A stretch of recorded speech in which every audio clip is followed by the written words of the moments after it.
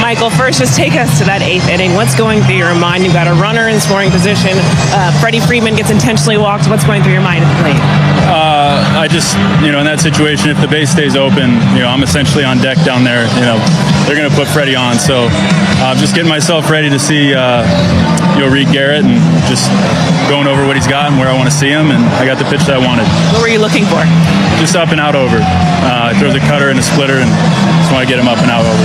Considering, I know you know what your numbers look like this year and kind of situations running in the scoring position, to be able to come in the clutch in that moment, what did that just mean to you personally? I mean, it means everything. That's why we play the game. That's the guy I want to be. So to come through in that moment for my teammates, it meant a lot. To come back and pick up this win, just how good did it feel with this group? It feels great. Yeah, it feels great to leave on a happy note, to have a happy flight, get back to work tomorrow. We saw the emotions from Dave Roberts. To have his trust, what does that say about the relationship you two share? He's constantly, telling me he has my back, trying to fill me with confidence. It takes the time to come and, make sure he, shakes my hand and gives me a big hug before the game every day. And so, Doc's awesome. He's great. Congratulations on this win, Michael. I appreciate it. Thank you. Had to feel awfully good for Michael Conforto to wrap things up today with that base hit. And Nomar, this. All the guys in that clubhouse, they really like Michael Conforto. They were rooting for him in that big spot. They want to see him succeed. And for him to have that moment today was great. Yeah, listen, we know Michael Conforto had a tough start to this season and has been really struggling. And he knows that. His old teammates know that. But he also knows that he has the support of each and every one of those guys in that clubhouse because he is such a great teammate. They all love him, and they're all rooting for him. I remember when he got his first home run, how excited they were for him when he got the first home run this season. And then that hit right there, I guarantee you they are just waiting in the clubhouse. Can't wait to welcome him after him doing that interview. And as he touched on it, Dave Roberts, each and every one of the guys, he makes sure that he's always supporting them, that he's always has their back, even when they're going through these types of struggles, which gives you an opportunity like this to come through and feel really good. I love the fact that he was aggressive, looking for a strike. Not necessarily a fastball. You're on the fastball, but I'm looking for something I can handle right away. And I love the backspin to left field, short, compact swing, swinging like you mean it. Again, he's got the support of the entire team.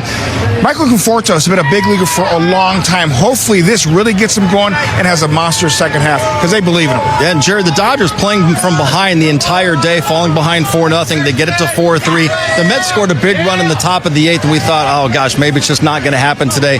But I love the fight this team continues to show. In the bottom of the 8th inning, they had multiple big moments, and Will Smith came through to get things going here. Will Smith has been unbelievable, obviously at the plate, especially with runners on base. I love this swing, a rocket in the left field corner. And how about Mookie Betts this series? Having to run a lot to test out that foot. Love that he was able to score from first base. But the strength of this Dodger team also is putting at-bats together. Here, putting the ball in play, good things happen.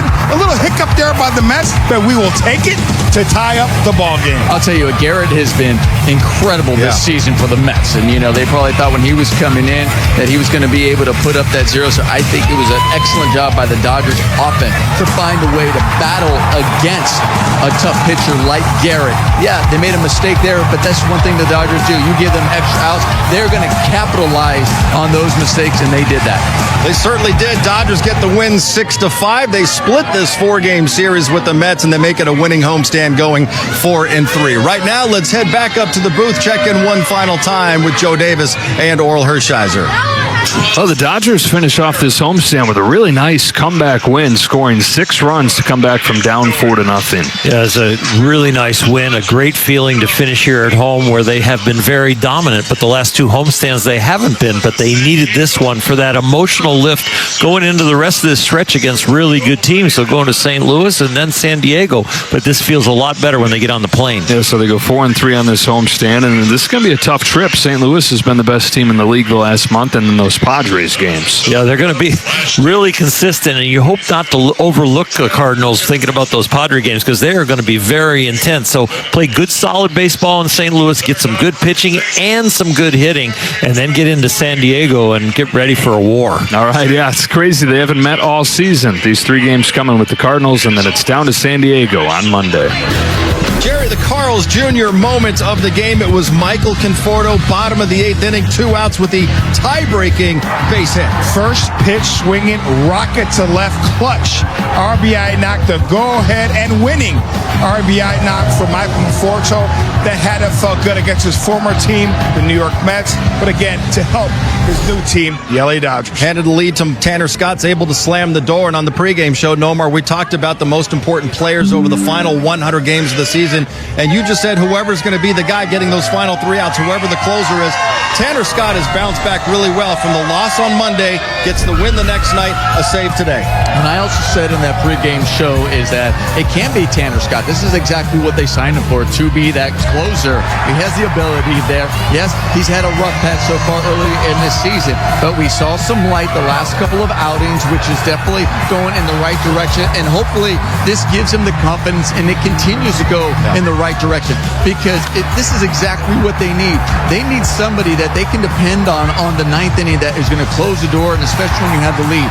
It helps the rest of the bullpen. It helps Dave Roberts be able to figure out the matchups he's going through. It also helps the offense as far as when they need to get those extra runs, knowing that the game is over on the back end when you have a closer like Tanner Scott and what he's done in years past. What I like about him, he understood, listen, when he had that rough outing here, he goes, listen, I'm going to go back, look at the video.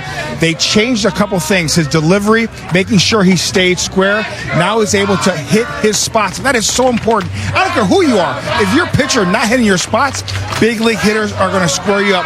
Now he's starting to hit his spots. The velocity is up because of that. And when he hits his spots, that slider is nasty to go along with that 97, 98-mile fastball.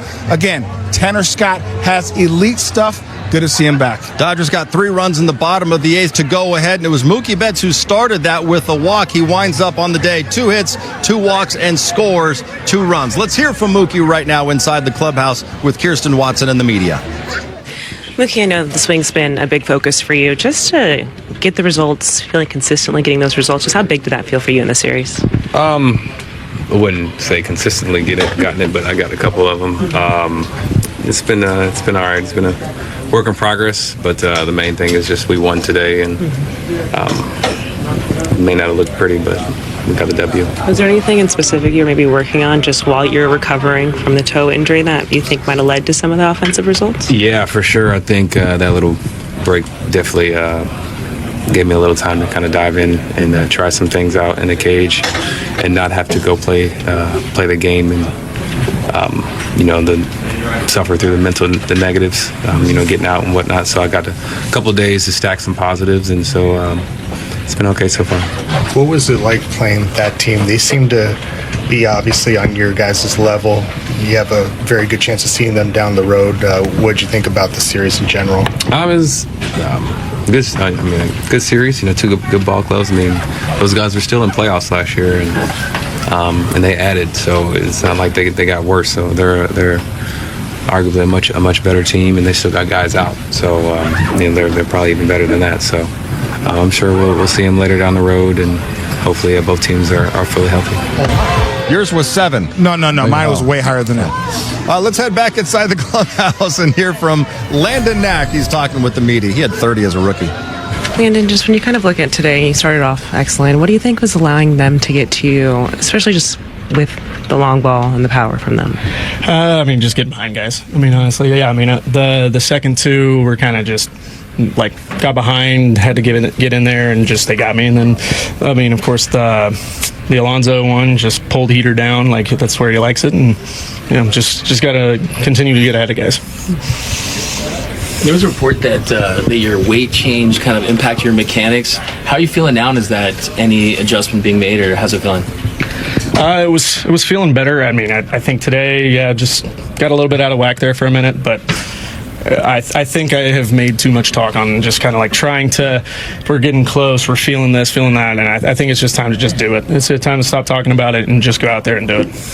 When you're a guy and you're out of the game and you watch the battle that this team has, like today, another comeback win against a very good team, what goes through your mind? What do you see with the resolve of this team?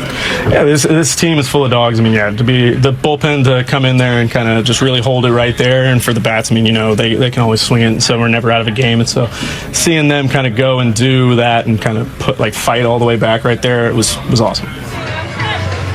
Well, we have talked recently about Ben Kasparius and also Jack Dreyer. Two rookies have been kind of the unsung heroes of this Dodgers bullpen, Nomar. We saw Ben Kasparius a couple of nights ago with some outstanding work, and today it was Jack Dreyer, 2 scoreless innings after he came in for Landon Knack. Yeah, we talk about now you got to go with the bullpen, and yeah, you may be behind, but you have to hold it there because you know this offense has the power to come back. We're going to go to the K-zone and check out Jack Dreyer when he had to go out there and face some 2 pretty big hitters in this lineup, and one who's been swinging a hot bat, especially here at Dodger Stadium, and that is Pete Alonso. Here we are with the bases loaded, and there's only 1 out. He attacks him with the fastball and then he goes slider down. Now he's ahead of him 0-2, and you got a battle there. Okay, the fastball up, changes sights a little bit, but then he's trying to get up and in. Still, you're in control, got to make a quality pitch. That one is a slider and it fouls off a little bit, and there, I'm sure he's probably thinking, okay, there's no ways back, going back-to-back sliders, gets him out in front and the swing and miss.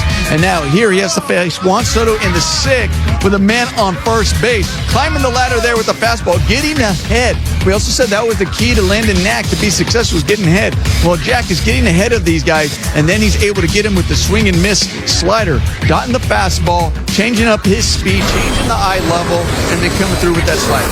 I tell you what, it's not just his stuff, his makeup. Understanding when you're in a traffic jam, he trusts his ability to be able to make pitches, and he continues to do that. We said it all this year. He's a rookie, but he does not act like a rookie. He acts like a 10-year vet, trusting his stuff. Where would we be, this team, Jack Dreyer, Ben Kasparius? I'm telling you, those 2 guys, outstanding.